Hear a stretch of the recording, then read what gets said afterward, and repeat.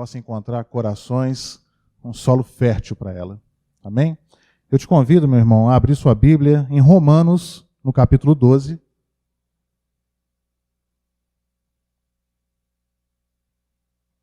Romanos, capítulo 12.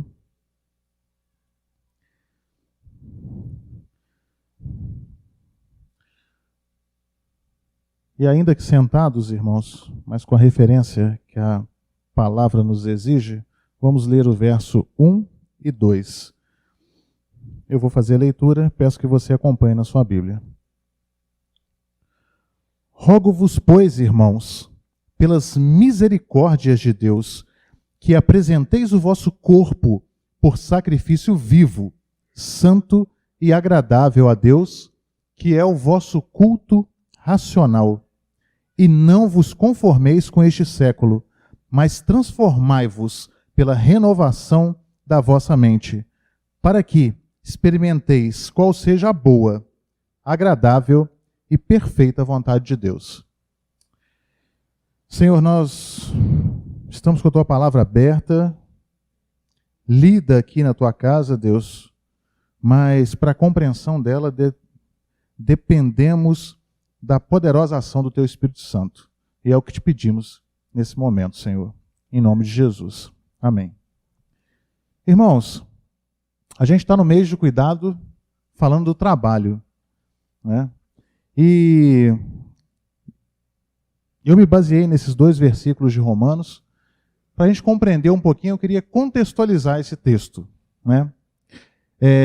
A carta de Romanos é uma espécie de preparação para uma visita que o apóstolo Paulo pretendia fazer à igreja em Roma. Paulo, acho que estava ali na sua 3ª viagem missionária, já tinha praticamente esgotado o seu trabalho naquela região, e ele pretendia ultrapassar as fronteiras de onde ele estava e ir até a Espanha pregar a palavra do Senhor. E no caminho tinha a igreja de Roma. Então Paulo escreve a carta aos Romanos. Praticamente, se você tiver a Bíblia de Genebra aí, você pode ver no começo, onde explica, né, o autor, a data, a ocasião. Paulo escreve essa carta quase que como uma credencial apostólica. Ele, na verdade, escreve todo esse texto aqui para que eles pudessem reconhecer a autenticidade do seu ministério. Então Paulo escreve essa carta aos Romanos, e essa carta está mais ou menos dividida em 2 grandes partes. Dos versículos 1 até o 11, Paulo traz uma exposição de grande parte de doutrinas do Evangelho. E do capítulo 12, a partir dos versículos que nós lemos, Paulo, na verdade, começa a fazer um tratamento em termos mais práticos. O que essas doutrinas significam? E a gente começou a ler esse capítulo a partir de qual a carta de Paulo aos Romanos ganha essa conotação. Ou seja, ele tratou nos capítulos anteriores, né, das bases doutrinárias do Evangelho, e agora ele começa a trazer uma aplicação prática disso. Os estudiosos dizem que esses 2 versículos aqui são versículos de conteúdos muito concentrados. Ou seja, tem muita informação aqui dentro. Eu espero que nessa manhã a gente tire algumas delas, né? E eu queria passar aqui rapidamente com vocês. Paulo faz um clamor. Rogo-vos, pois, irmãos, pelas misericórdias de Deus, que nós apresentemos o nosso corpo por sacrifício vivo, santo e agradável. O reverendo Nicodemos, ele diz que o apóstolo Paulo aqui ressalta deliberadamente uma analogia com a linguagem do sistema de sacrifício que existia no Antigo Testamento. Você note aqui que fala de apresentar o corpo, sacrifício, né? Como é que acontecia na Antiga Aliança? O povo ia lá, apresentava um animal, esse animal era queimado, e esse incenso figurativamente subia aos céus, e esse aroma era agradável ao Senhor. Era a prefiguração do sacrifício de Jesus na cruz. Mas Paulo usa aqui, propositadamente, essa analogia com essa linguagem do sistema de sacrifício. E quando esse texto fala de corpo, ele na verdade está usando uma expressão de integralidade. Aqui é o corpo como um todo, o corpo físico, mental, a nossa vontade, a nossa consciência. E o paralelo que se faz aqui é que assim como os animais eram apresentados lá no sacrifício do Antigo Testamento, agora, sob a égide da nova aliança, nós também nos apresentamos a Deus como sacrifício vivo no culto. E vivo porque antigamente os animais morriam, em substituição. Mas esse sacrifício, essa projeção do sacrifício que Jesus fez na cruz, ele já consumou com a sua morte na cruz. E é por isso que Paulo usa que o nosso sacrifício agora é vivo. Nós entregamos o nosso sacrifício vivo, o nosso corpo como um todo. E é bem interessante porque a gente está num momento de culto. E será que realmente a gente compreende o que significa estar aqui no culto? E aí Paulo faz esse paralelo, com o sacrifício antigo e com o sacrifício da nova aliança. E ele traz uma questão que, assim como o animal era entregue completamente, ele era consumido completamente, assim também nós devemos nos entregar a Deus. A oração da Dona Nadir, a oração da Dona Nadir aqui, quando as crianças estavam aqui, ela falou de entrega. E isso é o nosso culto a Deus, nos entregarmos completamente. E essa entrega é sacrificial porque ela envolve renúncia, submissão. É uma entrega total a Deus. E fazemos isso a cada culto do Senhor. E precisamos compreender o que estamos fazendo aqui nessa manhã. Quando eu estou aqui, diante do altar do Senhor, com Deus presente aqui no nosso meio, o que eu faço é me entregar completamente para Ele. E dizer, Deus, eu dependo do Senhor. E o Senhor me comprou com o seu sangue. E eu estou aqui integralmente com o Senhor. E o cristão, nós, através dessa renúncia, da submissão, da entrega, nós nos portamos como alguém que está disposto, se necessário for, até em sermos consumidos, literalmente, se a circunstância assim o desejar. A gente tem vários exemplos de fé na palavra do Senhor. E culto racional. Por que racional? Aqui racional tem um sentido de você compreender as misericórdias do Senhor que foram tratadas por Paulo nos capítulos anteriores. O culto é racional porque ele não brota de uma emoção somente, mas ele brota da real compreensão das misericórdias de Deus que estão tratadas nos capítulos anteriores. Muita coisa Paulo trata nos capítulos de 1 a 11. Ele fala de pecado, de lei, de julgamento, do destino humano, fé, obras, justificação, santificação, eleição, o plano de salvação, a obra de Cristo e do Espírito. Tudo isso está nos capítulos anteriores. E o culto racional é aquele culto que é coerente com a compreensão dessas questões. Então, no culto, irmãos, nós nos entregamos completamente a Deus, no altar do Senhor, através da adoração, dos cânticos, do louvor que entoamos, de ouvirmos e de recebermos a palavra de Deus. E daqui, quando sairmos daqui, sairmos prontos para servirmos ao Senhor. E aí eu faço o link nesse sairmos prontos para servir ao Senhor com o verso 2. Quando eu saio do culto a Deus, eu saio pronto para aplicar duas atitudes que Paulo descreve no verso 2. Não vos conformeis e transformai-vos. Essas duas atitudes, elas expressam o nosso culto racional. No culto, então, a gente se entrega completamente a Deus. E essa entrega, ela se revela no nosso dia a dia com duas atitudes nossas. A atitude de inconformidade com este mundo e a atitude de transformação da nossa mente por meio da renovação dela. E uma vez que não nos conformamos com este século e que nos permitimos ser transformados pela renovação da nossa mente, nós poderemos experimentar a boa, agradável e perfeita vontade de Deus. Então isso, sinteticamente, é o que está nesses dois incisos. Mas o que essa abordagem tem a ver com trabalho? Meus irmãos, o Brasil tem visto crescer sobremaneira a quantidade de evangélicos no nosso país. O último censo, que aconteceu em 2010, ele ocorre de 10 em 10 anos, ele demonstrou um crescimento do povo evangélico de 61%.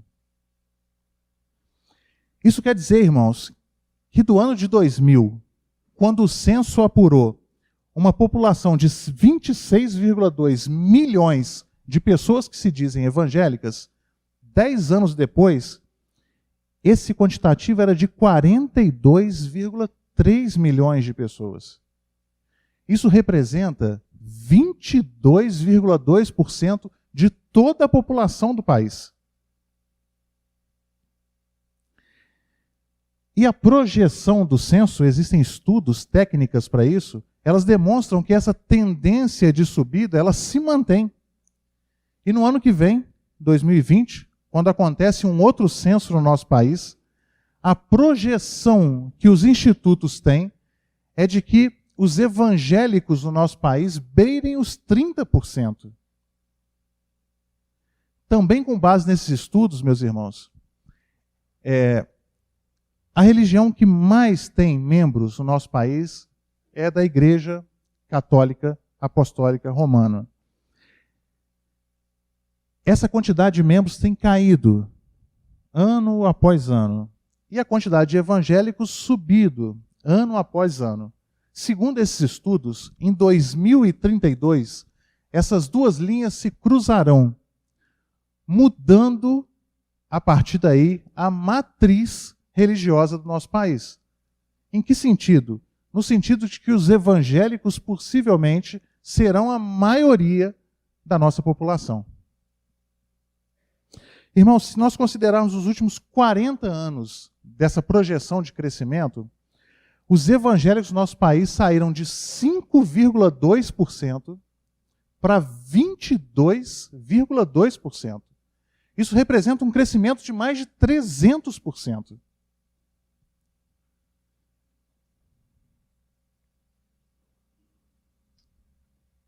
E por que eu estou dizendo esses números, essas questões todas? Meus irmãos, onde nós temos visto o impacto desse crescimento na sociedade? Será que um crescimento tão expressivo da população dita evangélica não deveria gerar consigo também uma transformação, nem que fosse proporcional na nossa sociedade? E aí eu me arrisco aqui, e me arrisco mesmo, a dizer que um dos problemas, devem ter vários aspectos, obviamente, mas um dos problemas dessa ausência de reflexo na sociedade do crescimento do povo evangélico é a nossa miopia quanto a um conceito de trabalho. Infelizmente, a gente parece que desreformou a reforma. A reforma trouxe uma reconceituação do trabalho. E a gente, infelizmente, se permitiu cair de novo nessa dicotomia que existe entre o que fazemos no seio da igreja e o que fazemos no seio da sociedade. Como se essas coisas fossem distintas. É o sacro e o profano. muitas vezes nós perdemos a coerência da integralidade do nosso ser e de quem nós somos. Michael Horton, escritor famoso, né? Ele, num dos escritos dele, ele diz que a missão da igreja não seria somente trazer as pessoas para dentro dela, para fazer as atividades e tudo mais, mas que também passaria por treiná-las aqui para serem testemunhas fora. E a testemunha aqui, não num conceito geral de evangelização, mas no conceito da luz do que estamos falando, do nosso testemunho enquanto profissional, enquanto cidadão, enquanto vizinho. Integrando, Michael Horton diz, fé e trabalho. Timothy Keller, também é um escritor famoso, ele lançou um projeto nos Estados Unidos que se chama Rise, ou erguer-se, né, subir, ascender. E ele conta nesse projeto, na divulgação desse projeto, que em 1989, quando ele e a esposa dele chegaram em Nova York, onde ele reside atualmente, a população que frequentava uma igreja centrada no Evangelho era menor do que 1%. Hoje, né, em 2019, essa população beira os 5%. Glória a Deus, é um crescimento representativo. Mas esse projeto que ele tem, que segundo ele é um plano de Deus para o ministério dele, é a expectativa de que, trabalhando com as igrejas em toda a cidade de Nova York, em uma década, em 10 anos, esse percentual possa ser triplicado. Ou seja, ele pretende que em 10 anos, a população de Nova York, que frequente uma igreja genuinamente evangélica, passe para 15%. E por que ele quer isso? Qual que é a expectativa dele? A expectativa é que com esse aumento, a cidade de Nova York tenha milhares de pessoas levando o evangelho para os campos culturais, das mídias, economia, legislação, artes, para todos os segmentos da sociedade. E sabe por quê que eu acho que é um projeto bacana? Porque o evangelho muda tudo. O evangelho muda tudo. E, meus irmãos, se estamos vendo um crescimento tão grande do povo evangélico sem mudança, a gente precisa parar para refletir sobre as nossas ações e sobre as nossas posturas como cristãos em Jesus.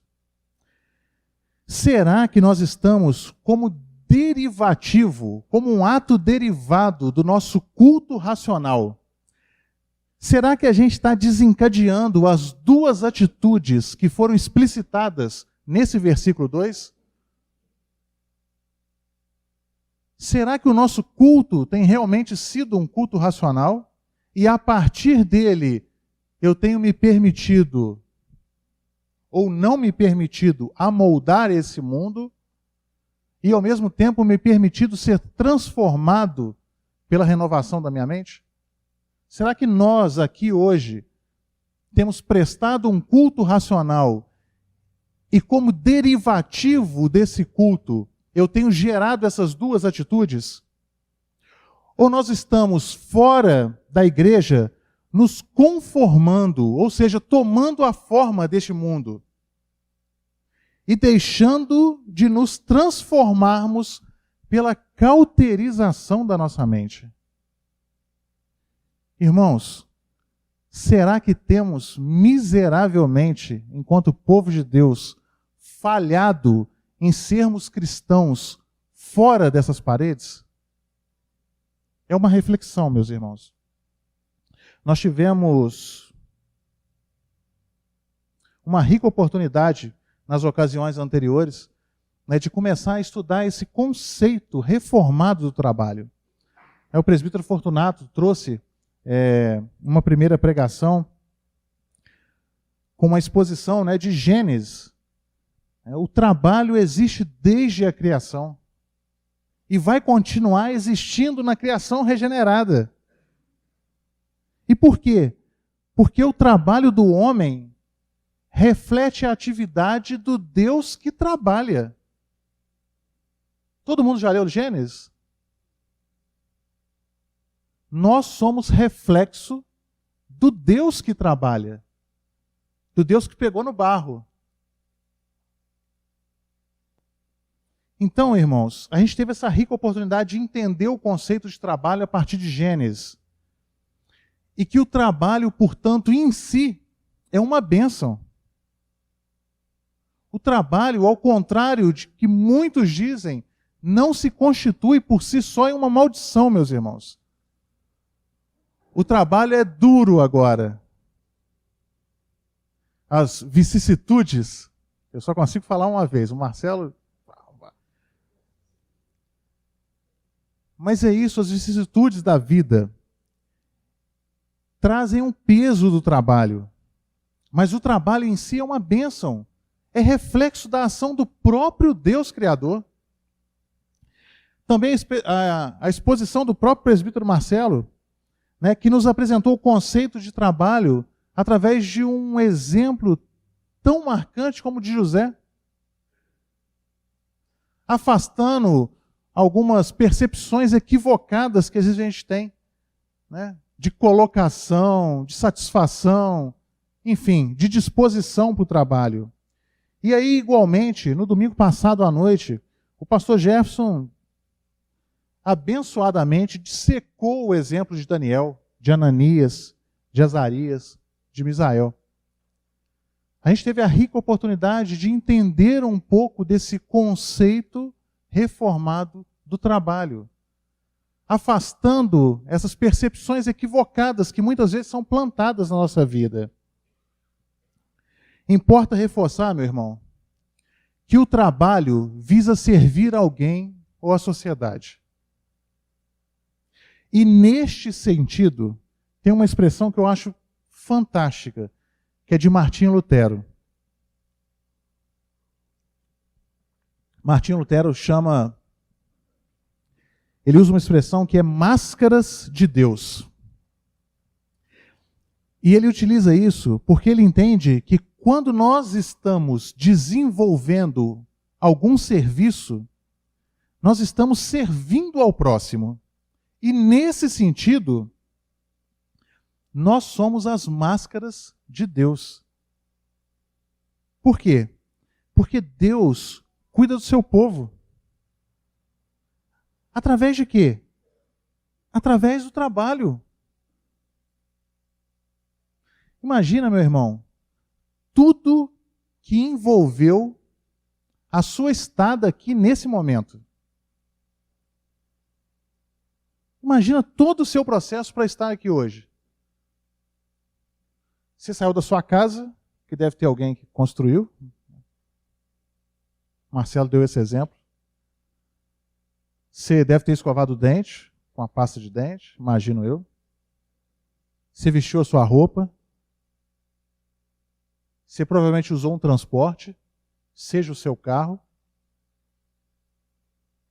Você percebe que em tudo que a gente faz está envolvido o trabalho de alguém nos servindo e quiçá o nosso trabalho servindo alguém. Então, quando Lutero compreende esse conceito, ele fala que, na verdade, como Deus cuida de nós através do trabalho, nós, quando exercemos o nosso serviço, somos a máscara de Deus cuidando da gente. Olha, meus irmãos,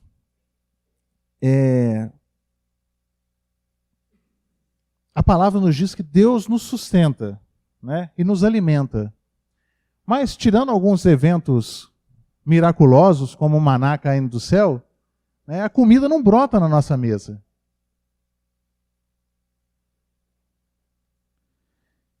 ela vem através do trabalho de alguém. E por isso que Lutero compreendeu esse conceito do trabalho como Deus agindo através das nossas vidas para abençoar a vida de outras pessoas. As máscaras de Deus. Então, meus irmãos, a gente precisa extirpar esse conceito ruim, negativo do trabalho, por mais que ele seja pesado. Eu não sei quantos conhecem a história da caixa de Pandora. É uma mitologia grega, se eu não estou enganado, onde os deuses entregam para Pandora uma caixa e falam para ela assim: você não deve abrir essa caixa sob qualquer circunstância. Mas Pandora não resiste. Estava tudo muito bem, tudo muito tranquilo no mundo. Acho que Pandora estava meio enfadonha daquela situação, ela resolve abrir a caixa. E quando ela abre a caixa, todos os males do mundo saem daquela caixa de Pandora. E um desses males, no conceito da mitologia grega, é o trabalho. E a gente vai absorvendo esses conceitos como se eles fossem bíblicos. E não são. E a gente precisa, então, resgatar esse conceito. Precisamos lá de retornar a Gênesis, onde vemos o Deus Todo-Poderoso, Criador de tudo, fazendo o quê? Trabalhando. Como eu disse, colocando sua mão no barro. E Deus fazia isso com prazer. Compreendendo o objeto do trabalho. Precisamos lembrar que o próprio Cristo, nosso Senhor, veio ao mundo como o quê? Como um carpinteiro. É um trabalho, um ofício. E eu começo a compreender a partir desse conceito, quando Lutero também usa que quando nós executamos alguma ação, seja ela qual for, nós somos os dedos de Deus. Ele usa essas expressões, máscaras de Deus e os dedos de Deus. Deus cuidando da sua criação e de nós através do trabalho. E talvez aí, meu irmão, esteja a importância do conceito que está contido, se você quiser abrir sua Bíblia, lá em Colossenses 3. Colossenses 3, 23. Quando a gente começa a entender a profundidade desse conceito de trabalho, eu acho que fica uma leitura mais fácil desse verso 23 de Colossenses 3, que diz que o quê?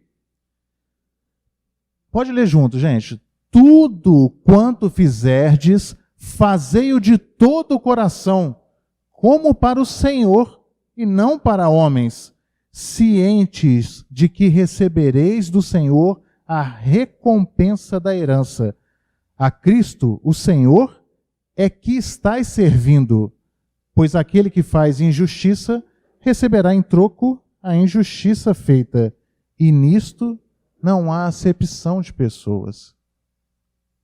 Quando nós desenvolvemos o nosso trabalho, e aqui, meu irmão, eu tenho que chamar a atenção para que o fato de que todos nós somos vocacionados a trabalhar. Todos. Eu não sei como é que foi a sua vida profissional, se você já passou dela, já está aposentado. Eu não sei como é que vocês, jovens, vão desenvolver a vida profissional de vocês. Mas eu estou falando aqui do conceito mais amplo, o conceito de trabalho. Não necessariamente um ofício, uma profissão. Não necessariamente. Mas o conceito de trabalho, e todos nós, todos, somos vocacionados para trabalhar. Todo trabalho lícito e que se realiza como serviço ao próximo é um cuidado de Deus com a criação. Compreender isso, irmãos, é permitir a transformação pela renovação da nossa mente. Quando eu depuro esses conceitos através do que a Escritura me traz, eu estou me permitindo transformar a mente pela renovação dela.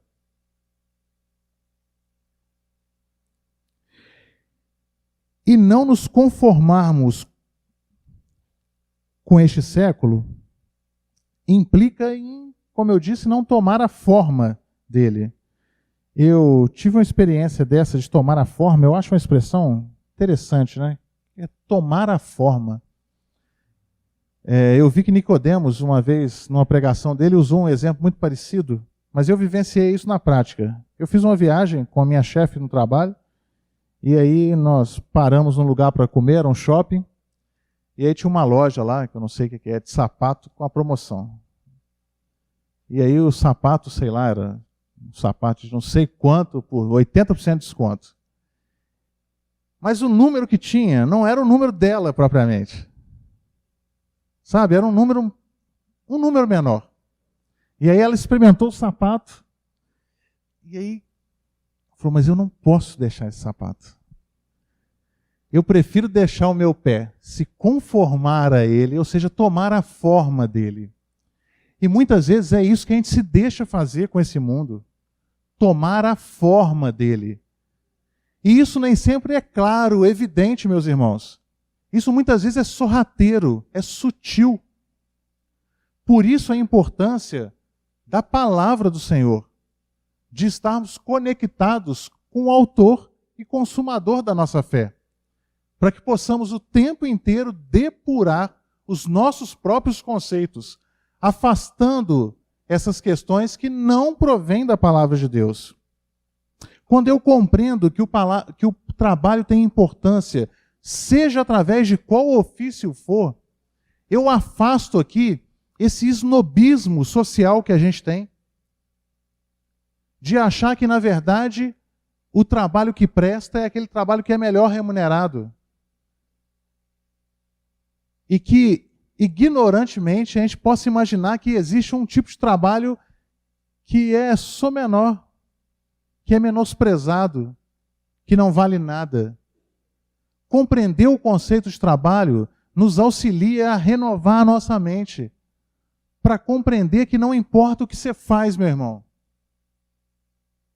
Se você é diretor de uma empresa, se você é um grande empresário, se você faz roupa, se você constrói, não sei a sua atividade, mas se você compreender para que serve o que você faz, você vai entender que você dignifica a Deus através da feitura bem feita do seu trabalho.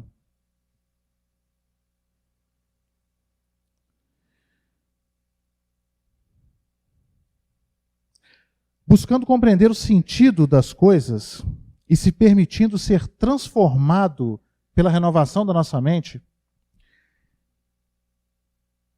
Salomão escreve Eclesiastes. Pelo menos a maioria dos doutrinadores entende que foi Salomão que escreveu. E eu acho Eclesiastes um livro interessante, com todo respeito, mas eu acho, às vezes eu leio Eclesiastes e eu penso assim, esse cara é bipolar, né? Quem escreveu isso aí, então, tinha alguma coisa lá. Vocês notaram? Vocês já leram Eclesiastes? E aí ele fala assim, né? Gente, a gente precisa trabalhar e gozar do fruto do nosso trabalho, e comer e beber, e ao mesmo tempo ele fala assim, mas isso é correr atrás do vento. A gente precisa buscar sabedoria, conhecimento. Mas isso tudo é vaidade. E ele vai assim, durante Eclesiastes inteiro, né? Ele vai falando que é uma coisa muito boa, que a gente devia buscar aquilo, e ao mesmo tempo, nas reflexões dele, ele fala, mas isso é vaidade, isso é correr atrás do vento. Mas, meus irmãos, talvez assim como nós, Salomão buscou compreender várias coisas, mas ele chega ao final dessa jornada e tira a essência dela, que está contida aí no capítulo 12 de Eclesiastes, e que eu acho que é a essência de tudo. Eclesiastes 12, o autor fala assim, lembra-te do teu Criador nos dias da tua mocidade, antes que venham os maus dias e cheguem os anos dos quais dirás, não tenho neles prazer. E pulando para o verso 13, ele diz, de tudo o que se tem ouvido, a suma, o resumo, a conclusão é esta: teme a Deus e guarda os seus mandamentos, porque isto é o dever de todo homem, porque Deus há de trazer a juízo todas as obras, até as que estão escondidas, quer sejam boas, quer sejam más. Salomão refletiu sobre todas as coisas, mas ele concluiu que a essência é o temor ao Senhor e a guarda dos seus mandamentos. O inconformismo com esse século e a nossa transformação pela renovação da nossa mente passa indissoluvelmente e intrinsecamente por temer a Deus e guardar os seus mandamentos. A essência pela qual eu consigo me manter não conforme este mundo e a essência pela qual eu me permito transformar a minha mente é o temor a Deus. E eu temo a Deus a partir do conhecimento dele. E o conhecimento dele está contido nas Escrituras. E, portanto, meus irmãos, quanto mais a gente se aprofunda no conhecimento de Deus, mais eu compreendo o que Deus quer para a minha vida. O propósito de Deus para ela. E menos eu me frustro pensando que o que eu faço não presta, não tem importância, não tem significado. No nosso trabalho, meus irmãos, nós precisamos refletir o caráter de Deus. É assim que a gente vai conseguir impactar a sociedade na qual vivemos.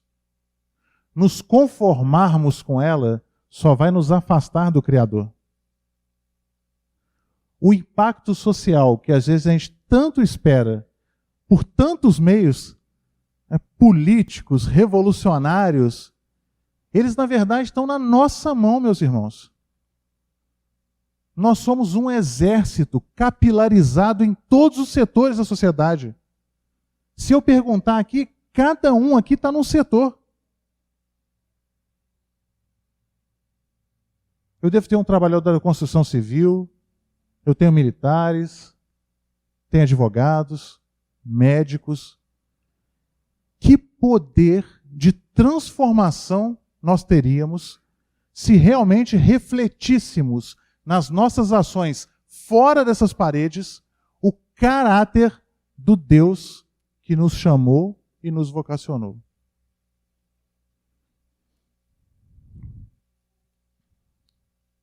Portanto, meu irmão, que você não ignore e nem menospreze o que você faz. Qualquer que seja a sua atividade. Obviamente, desde que lícita. Né? E muito menos subestime o que você pode fazer através do seu trabalho. Nós somos sal da terra e luz do mundo. Quando eu reflito a essência desses conceitos, aonde eu estou inserido, muitas vezes eu não dependo nem de palavras para impactar o lugar. Quando eu respondo às demandas do meu trabalho, do meu dia a dia, filtrando o meu comportamento pelo caráter de Deus, eu gero o impacto necessário no meio que eu estou. Se toda vez que a gente tivesse reagir a alguma coisa, a gente depurasse ou conseguisse depurar a nossa reação à luz do caráter de Deus, provavelmente a gente já estaria influenciando em muito o nosso bairro, a nossa cidade, o nosso país. Se eu tivesse tempo para pensar numa reação na hora que o iluminado me dá uma fechada no trânsito, né, eu talvez pudesse impactar de alguma forma diferenciada do que se eu gritar com o cara, fechá-lo também. Às vezes são atitudes simples, mas são atitudes que revelam o caráter do Senhor. Irmãos, que nós possamos compreender que o nosso cristianismo, restrito a essas paredes, tem uma grave falha. E que nós possamos repensar a nossa maneira de nos posicionarmos fora desse ambiente. No seu trabalho, nas suas decisões, nos seus relacionamentos, em como você decide uma determinada coisa, em como você vota em uma determinada coisa, ou em uma determinada pessoa. Então que nós possamos, irmãos, a partir desse texto de Romanos 12, que é tão rico, que nós não nos permitamos a conformidade com esse mundo que nós temos aí, e se nós quisermos saber o que esse mundo representa, Paulo teve o trabalho de falar. Está lá em Romanos 1 mesmo. Se você pegar lá, Paulo diz,